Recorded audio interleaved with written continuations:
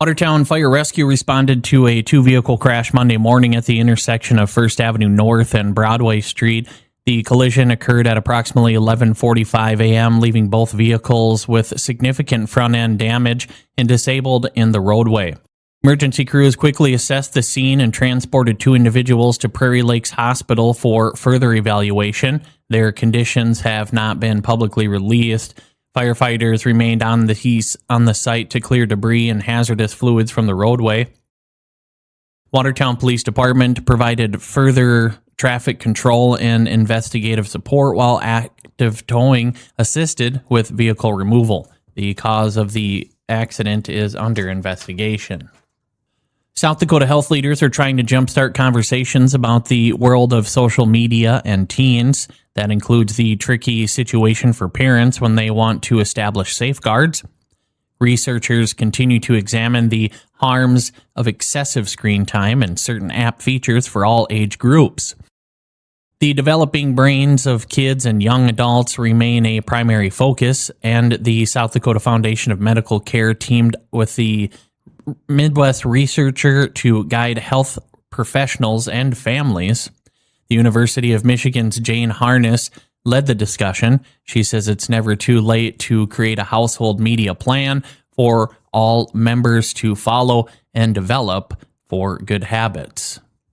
Keeping the bedroom screen-free at night can be really helpful. We know that sleep is so important for mental health. Keeping meals screen-free, especially to allow for communication and connection with family members. She says parents should also learn more about settings and filters on social media apps, such as chat functions, and whether they should be adjusted. The American Academy of Pediatrics has an online tool for households to develop an individualized family media plan. These experts say a healthy approach allows teens to take advantage of the benefits of social media, such as connecting with others who have the same interest and hobby. Harness says her team's findings and other research show that teens are becoming more aware of the pitfalls of social media and how it can negatively affect their peers. She says some have taken steps to disconnect from various apps, but find it hard staying away for good. So they might try to make some changes, but then ultimately end up reinstalling the app or reactivating their account. When trying to keep social media app out of your orbit, she recommends a reactivation setup that requires multiple steps, making it seem like it's not worth your time to get it going again. Teens providing feedback encourage their peers to avoid basing their worth on likes or comments and to mute negative accounts. And they say it's good to express kind sentiments online when typing out their own posts. And we'll be back with more news after this. Fall is here, and it's the perfect time to upgrade to a brand new Chevy Silverado from Dave Haler Automotive in Webster. Whether you're hauling, hunting, or just heading into the harvest season, the Silverado's got the muscle to match the job you need to do. Right now, we're offering top market value for your trade-in, along with some really good factory incentives and some super low interest rates. So no matter what make or model you're after, Dave Haler Automotive will take good care of you. Come see us, Dave Haler Automotive, East Highway 12 in Webster, on the web at HalerAuto.com. It's deer season in South Dakota, and AAA is urging drivers to stay alert. October through December marks peak mating season when deer are most active, especially at dawn and dusk.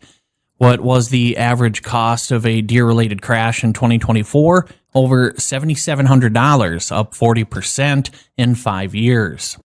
That's thanks to high-tech vehicle parts like sensors and cameras, which are driving up repair bills.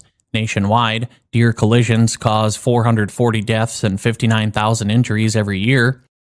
In South Dakota alone, 17 people died in animal-related crashes over the past decade.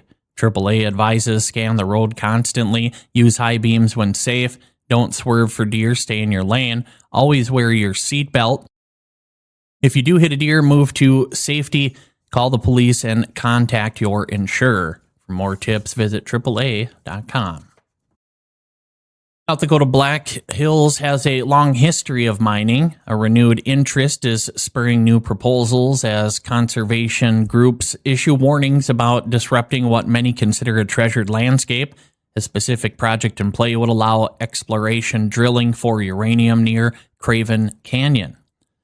Dakota Rural Action is supporting the dozens of interveners pushing for state regulators not to greenlight this type of mining. Arguments from project supporters don't sway the group's Rebecca Turk. Those backers cite growing energy demand and the need to dig for minerals used for low-carbon sources. Uranium and nuclear energy are not a clean energy. Maybe they are coming out of the stack, but the mining process is incredibly dangerous to the people who do it and to the people who live around it. Dakota Rural Action says the project threatens the health of water supplies, endangered species, and agricultural production, along with cultural sites recognized by the Lakota Sioux people.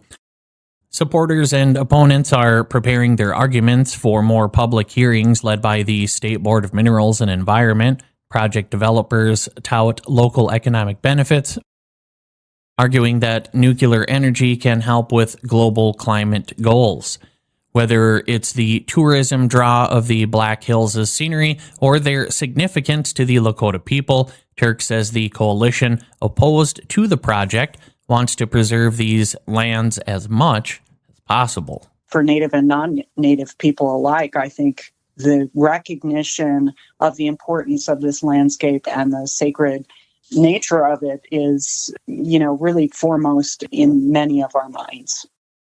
There's a separate uranium project also up for consideration in this area near the southern edge of Black Hills National Forest. That plan needs state and federal approval, with the Trump administration giving it a classification meant to speed up the permitting process. And this part of the country is seeing what industry observers call a second gold rush, as multiple companies want to be a part of it.